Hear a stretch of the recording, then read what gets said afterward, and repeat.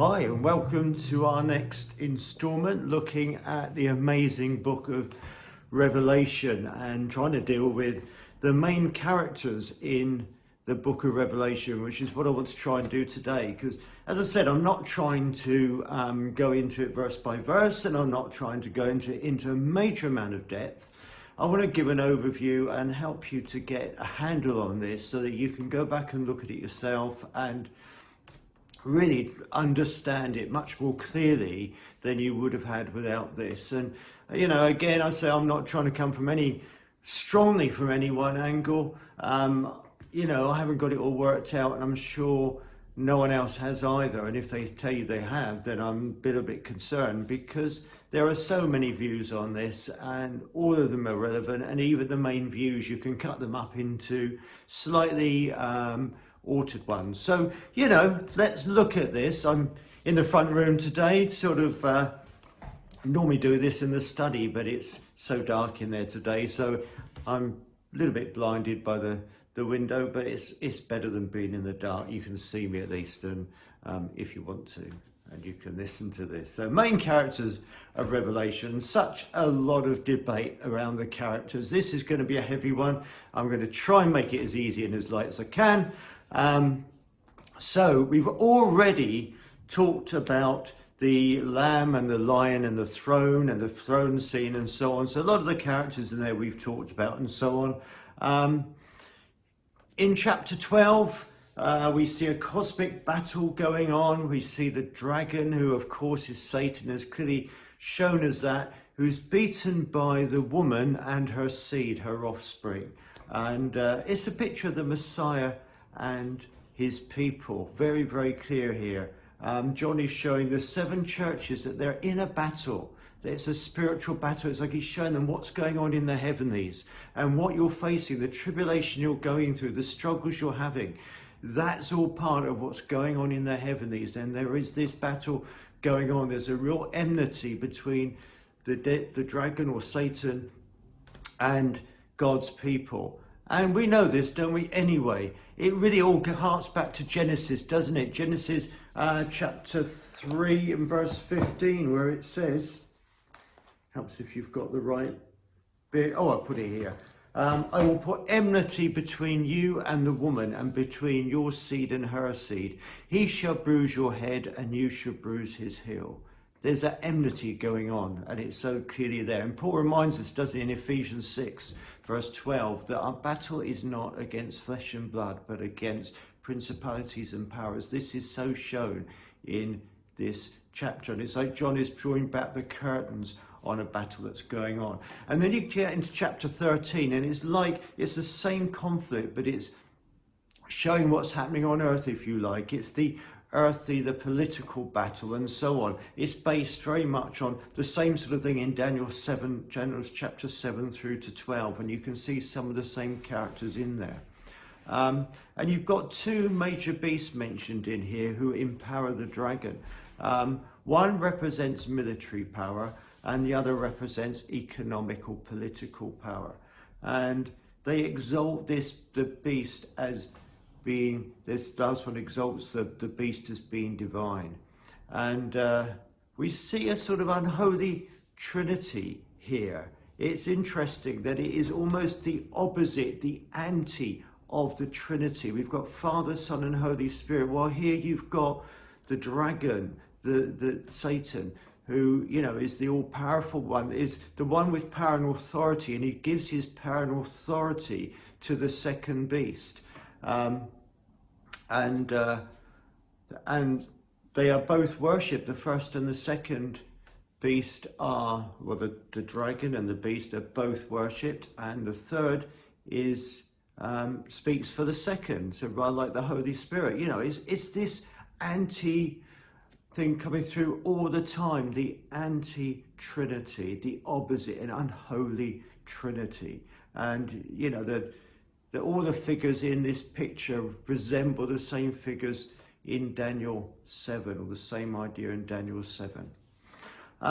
So the dragon is Satan. He's red, symbolizing death, and he's got 7 heads with diadems and 10 horns, and it symbolizes power, the beast for the sea is a kind of incarnation of this satanic power. You know, it's like Jesus is the incarnation of God the Father. You know, this beast is this incarnation of satanic power. And he's symbolized by 7 heads and 10 horns as well. Again, this picture of power and so on.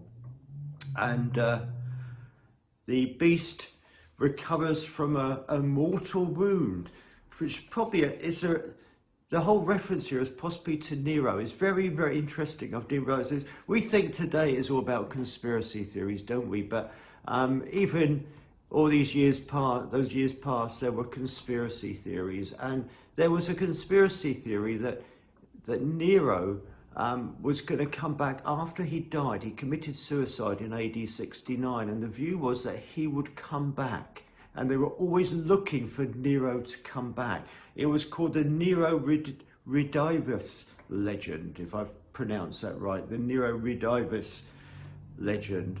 Not that that's important, but it really was a real thing that there was expected that Nero would return. And there were in fact about at least 3 different rebellions led by leaders who said that they were Nero. They used that to try and get people on their side. So they say, here I am, I'm Nero, come back again, follow me, you know, we're going to revolt against and overthrow the powers that be and so on. And, you know, use that sort of excuse.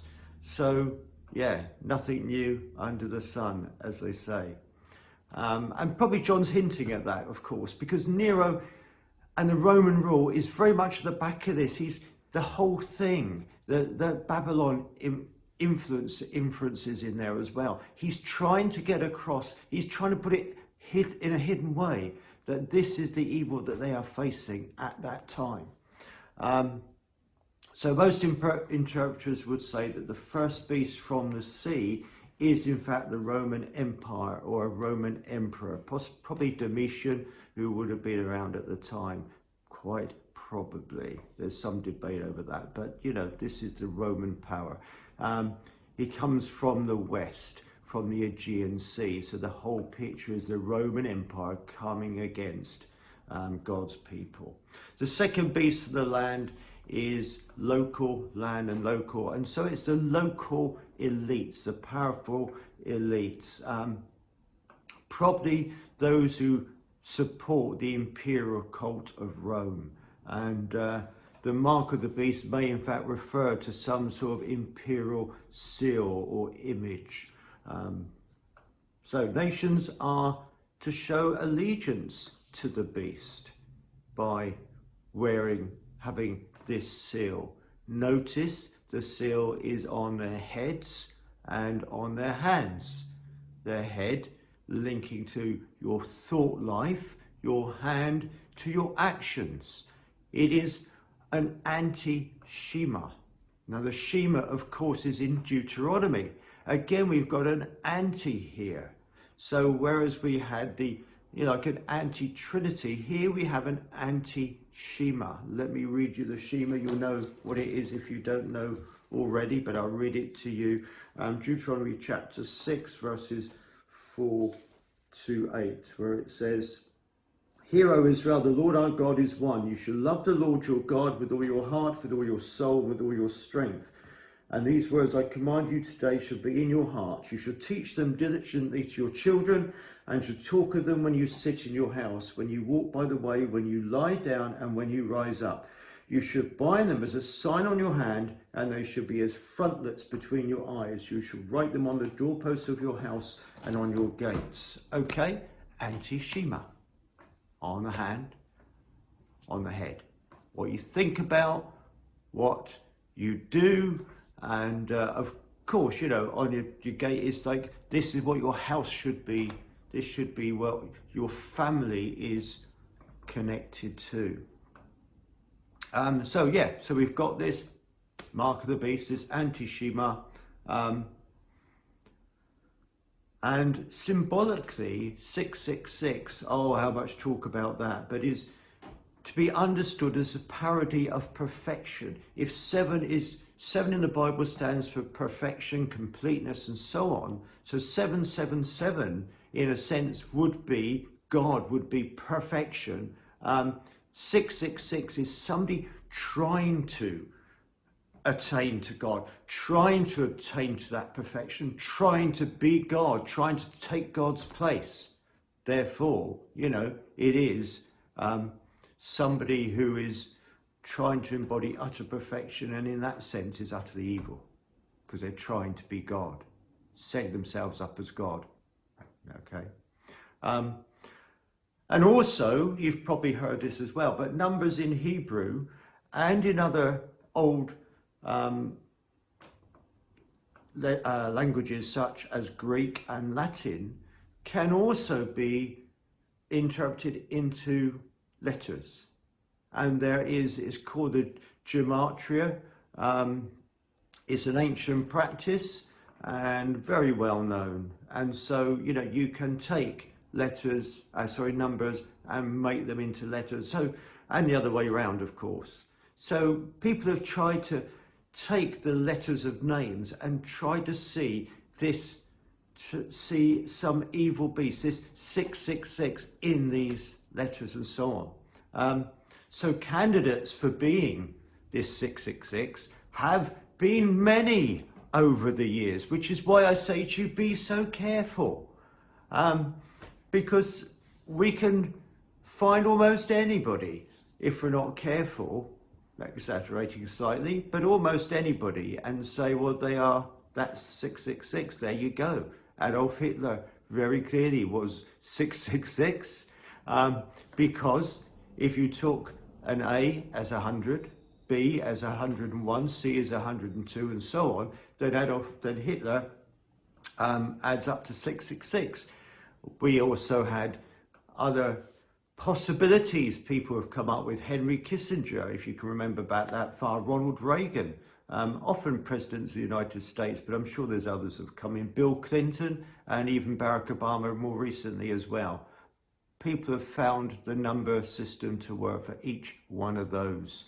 Other associations as well with the Antichrist, so where there's been other hints. So John F. Kennedy, of course, was taken as that because he got 666 votes in the 1956 Democratic Convention. So people thought, well, and particularly he received a wound in the head, which you will see in Revelation 13 and verse 3. That's in there, isn't it? Can we see that quickly, if I can find it? And I saw one of his heads, this is the beast, and it had been mortally wounded, and his deadly wound was healed, and all the world marvelled and followed the beast. So people took it as John F. Kennedy. Don't know how, because he died, but there you are. Any nation becomes a beast when it exalts itself and demands total allegiance. This is what we need to be aware of. In Daniel's time, it was Babylon, and hence the reference to Babylon, even though it's talking about Rome, but it could have been Persia, it could have been Greece, and it could have been Rome. It's all of those ones together. And, 666 is so well known. Even in the non-Christian world, it's become a thing. So you see it in movies, you see it in dramas, you see it in books, you see it all the way through, so that it's become almost a number that, particularly in parts of America, people are afraid to have that number, to have any link to that number.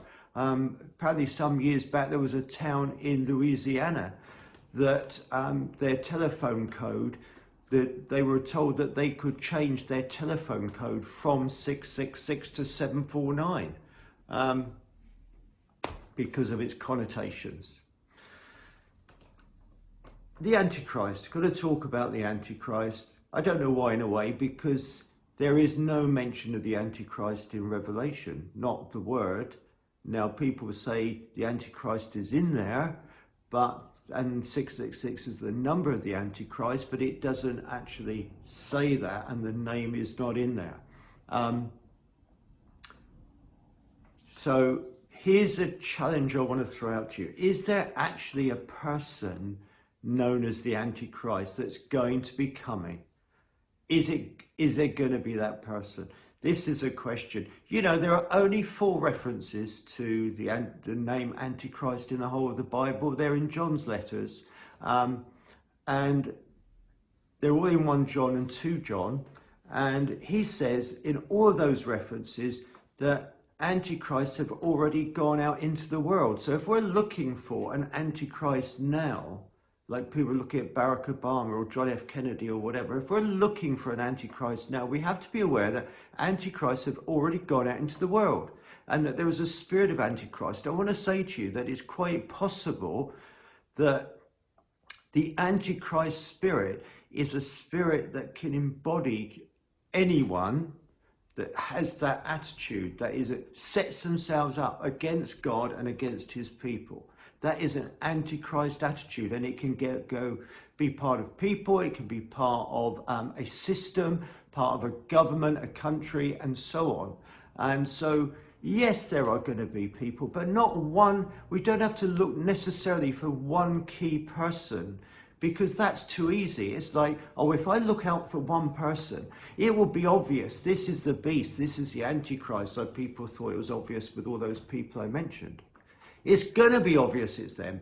And I can then see that and I can avoid it. And when they want to give me this 666 number, I have nothing to do with it. I want to warn you, it's not that straightforward. It's not that straightforward. It seems to me that it can be quite subtle. And we have to be careful that, you know, not to be afraid, but to be aware that we're not falling into a subtle system that draws us into something that is anti-God. That's all we have to be aware of.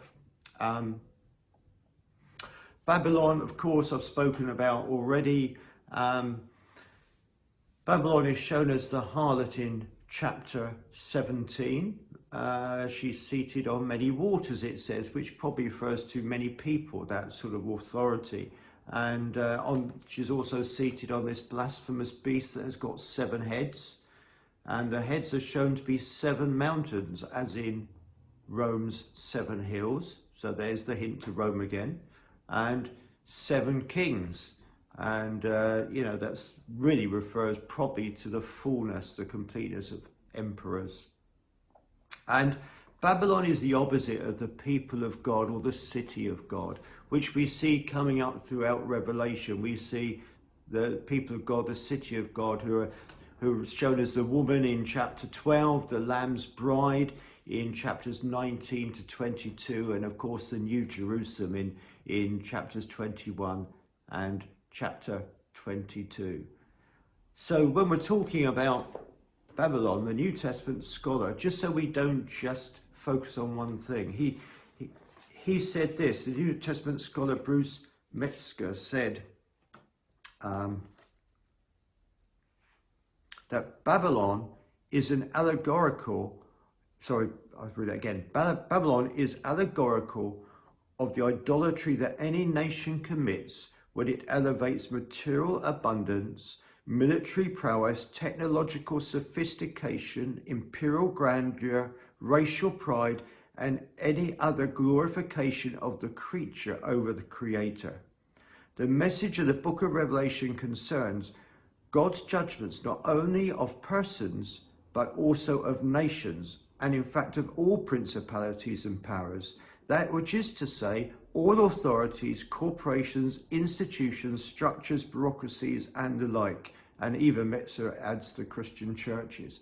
In other words, we have to be careful. We can sort of come up with I think we can come up with a thing where we say, this is the Antichrist, this is Babylon, you know, and think it as one thing. But we have to be careful and look for where these things are in modern society. Any corporation, any political system, anything, any political person, any economic system that sets itself up above God and puts himself first is likely to be in the image, if you like, of Babylon. Okay, sorry, I've tried to do this as quickly as I can, but I hope this gives you some insight to some of the different actors, if you like, of Revelation. I haven't answered all your questions on those, I'm sure, and I'm sure more questions will come up.